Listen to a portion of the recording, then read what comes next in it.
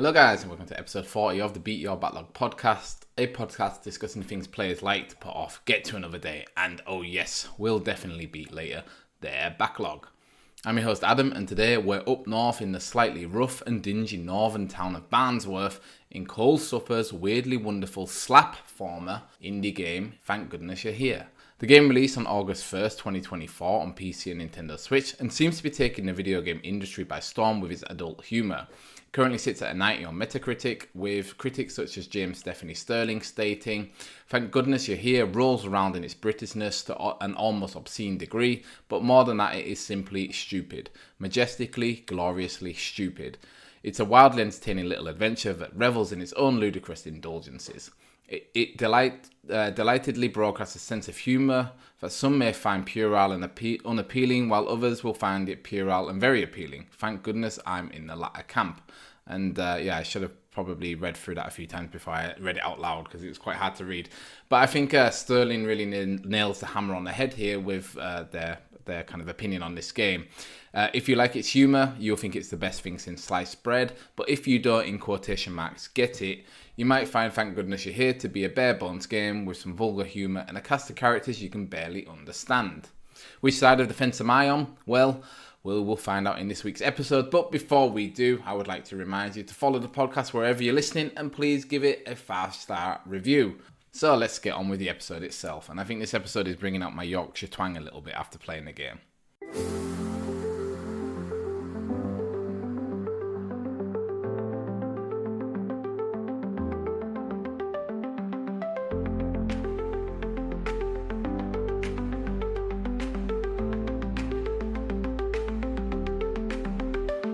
So the game has a pretty simple premise. You play as a very small cartoon salesman sent to the fictional North English town of Barnsworth to meet with its mayor, because the town needs, in quotation marks, what you're selling.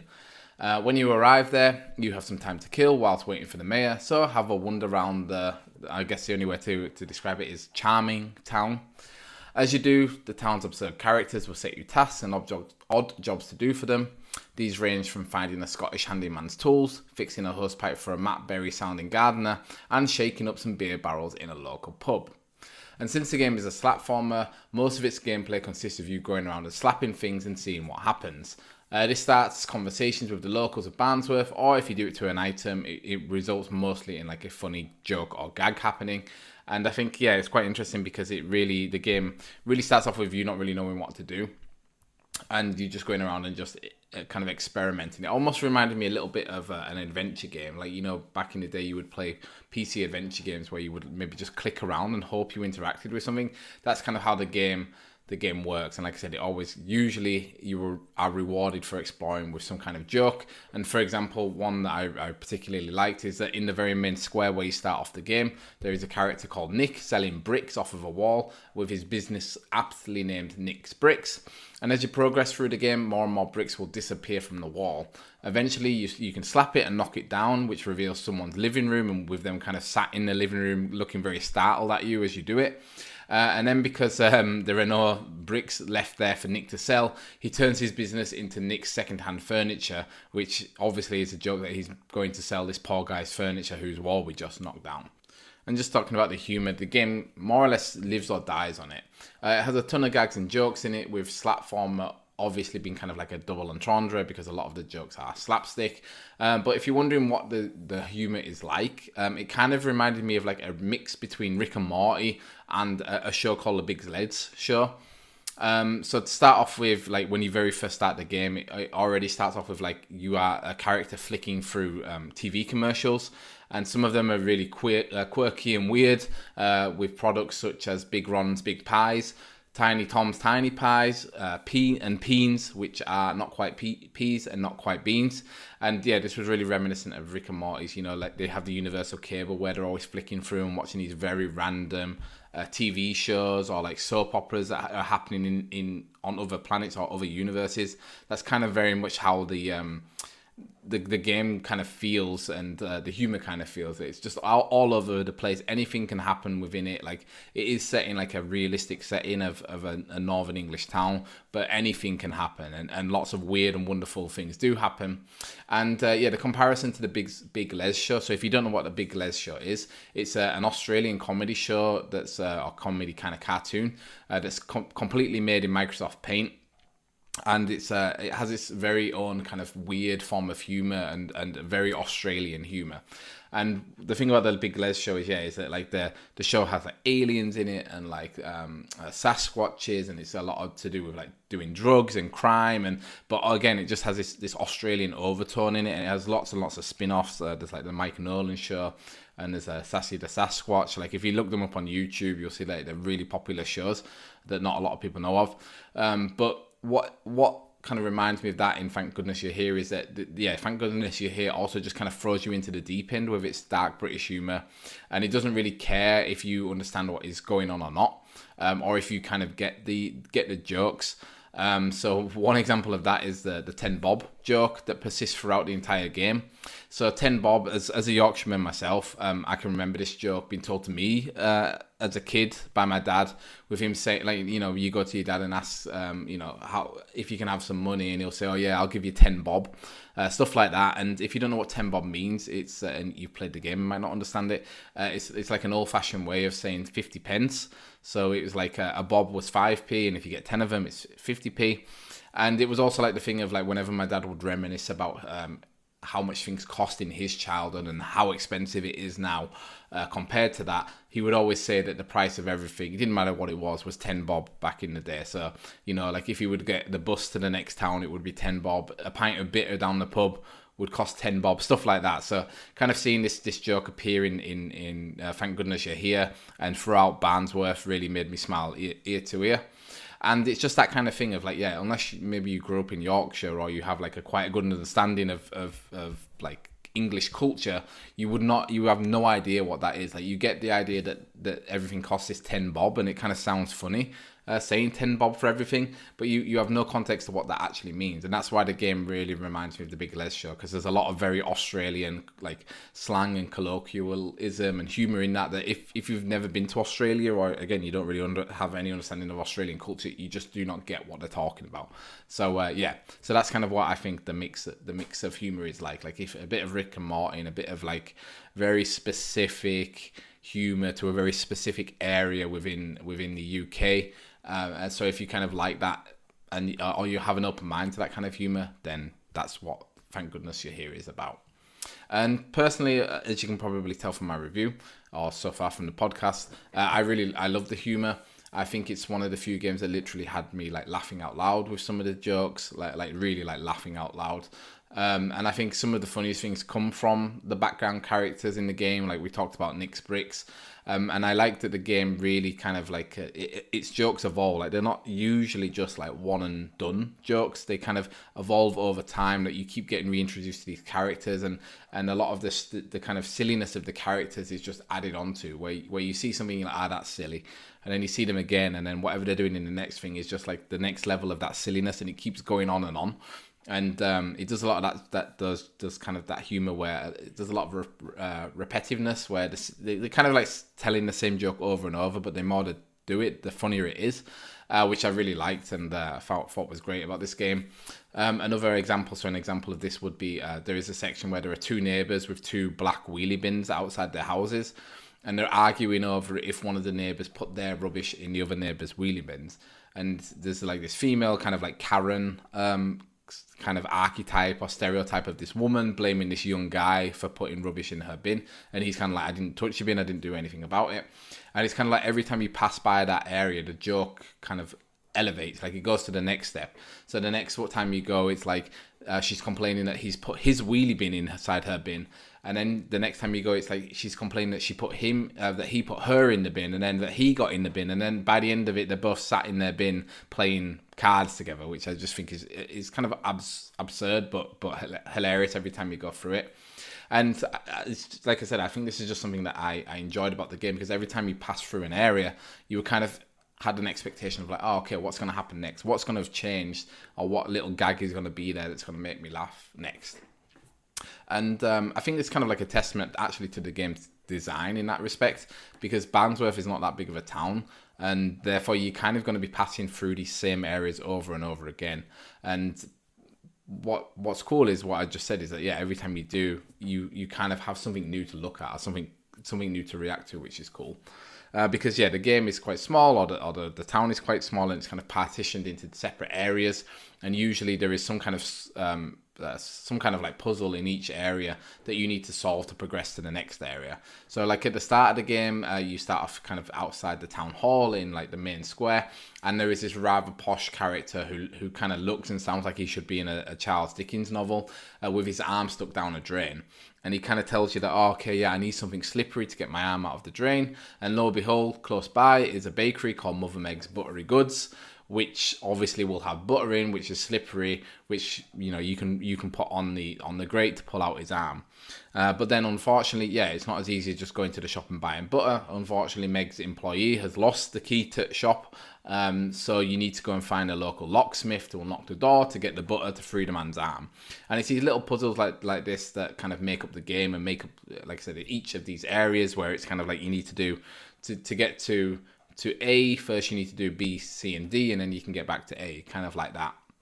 But it's kind of nice because the game doesn't really tell you what to do. So a lot of it is like, it's just you are naturally kind of exploring, and like I said, going around and just slapping everything, and eventually you will come across some kind of conversation or some kind of item that kind of sets you on a side quest. And even though the areas themselves are quite small, they are quite dense. Like I think nearly everything is interactable with your slap. And like I said before, like there's always some animation or some sound or some line of dialogue that kind of reacts to you slapping these things, which is great. And I kind of like enjoyed this style of design because it just felt natural to explore the town and kind of stumble upon these wacky side quests. It wasn't like like a Ubisoft game where there is a checklist like, oh, talk to man A, talk to woman B, get butter from here.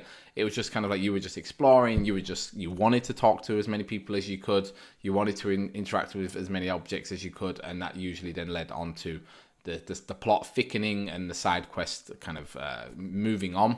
And what was cool was when you finished the side quest, you kind of knew about it because there was always some kind of really nicely animated and kind of hilariously funny cutscene that sort of summarized what had just happened and would then maybe lead you on to the next side quest that you had to do to progress the story, or it would kind of just be like, okay, this is over now, you're done, well done, keep going on.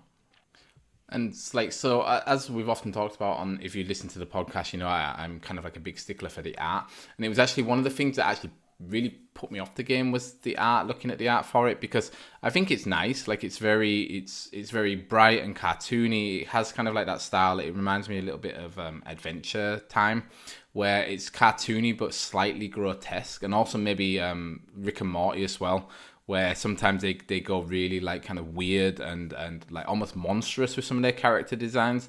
And I think that's the case in this game as too, where they've kind of done it for humor here as well, where they kind of caricature these people in this town to make them kind of very fat or very ugly or have very big features, but it's also very cartoony and very kind of block colors, and you play as this little cartoony yellow man in like a white shirt and a red tie.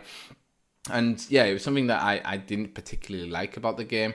Like, it does look nice and it's bright and kind of colourful and kind of cheery, but then also when you get into the town, it's also made to look kind of grotesque in the sense of there are lots of bags of rubbish everywhere. Like, the town looks very derelict, and again, I think it's done purposefully to get across what this town of Barnsworth is like, or this town of Barnsley.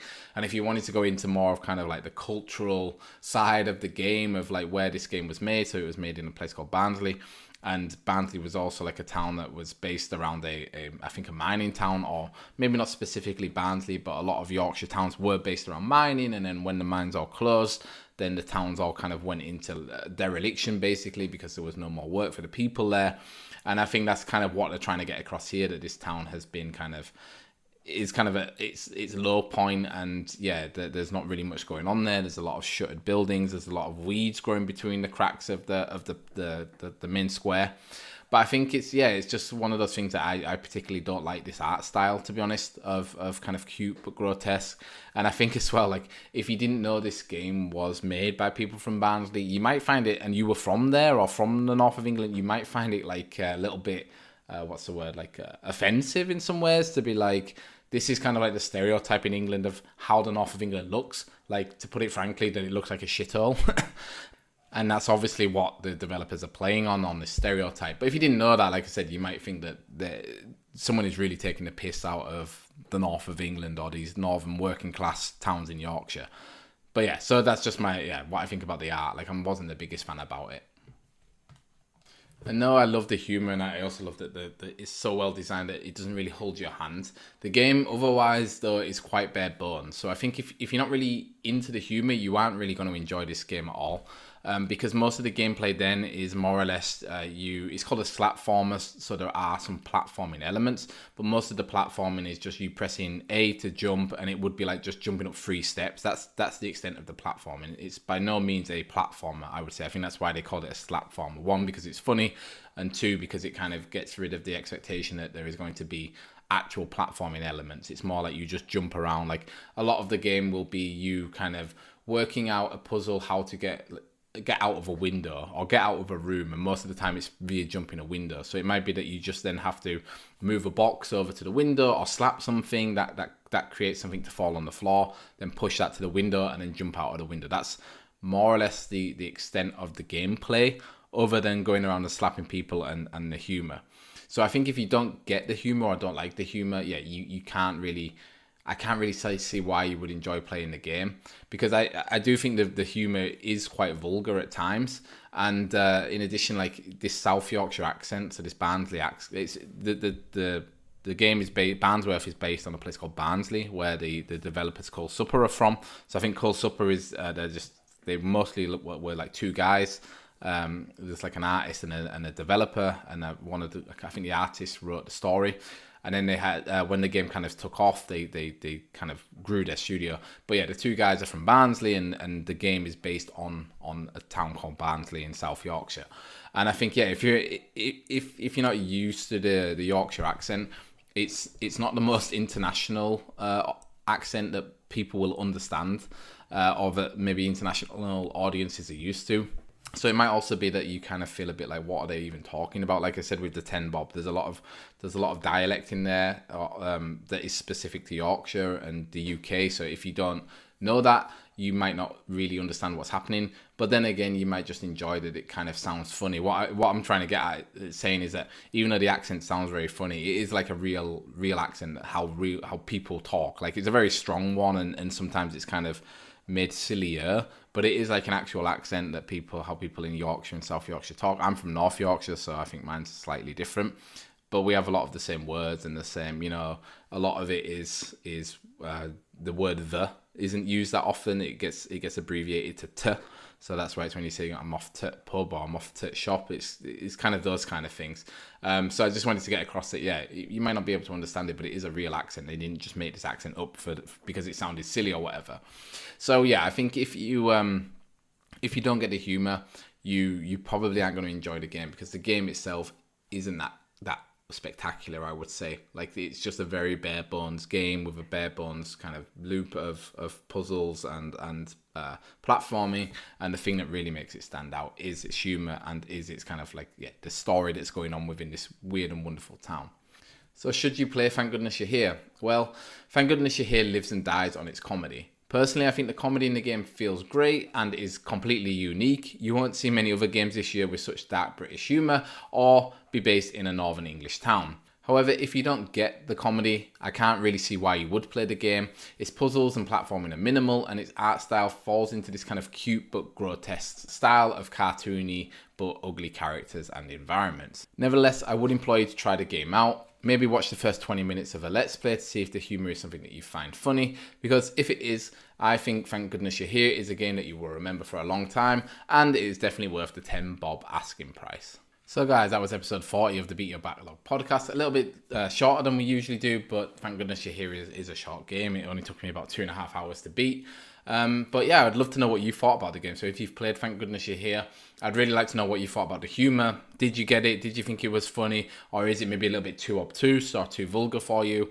You can let me know if you're listening on Spotify by commenting on the episode. There should be a comments box in the details below. But if you're listening anywhere else, you can let me know on social media by @me at switchindifix on Twitter /X or BYB_podcast on Instagram. Or if you would also like to join the conversation, you can join our Discord channel. We have a Discord channel for the podcast now, and the link to that will be in the description. And furthermore, if you're in the mood to listen to a bit more content about an absolute indie gem that came out this year, then make sure you check out last week's episode 39, about Dungeons of Hinterberg, and because it is currently my game of the year so far this year. And guys, let me remind you that Beat Your Backlog is a newish podcast and needs your support. If you enjoyed the episode, please consider subscribing and or following wherever you're listening and leaving us a 5-star review. So thanks so much for listening, guys. I hope you have a great day. Bye bye.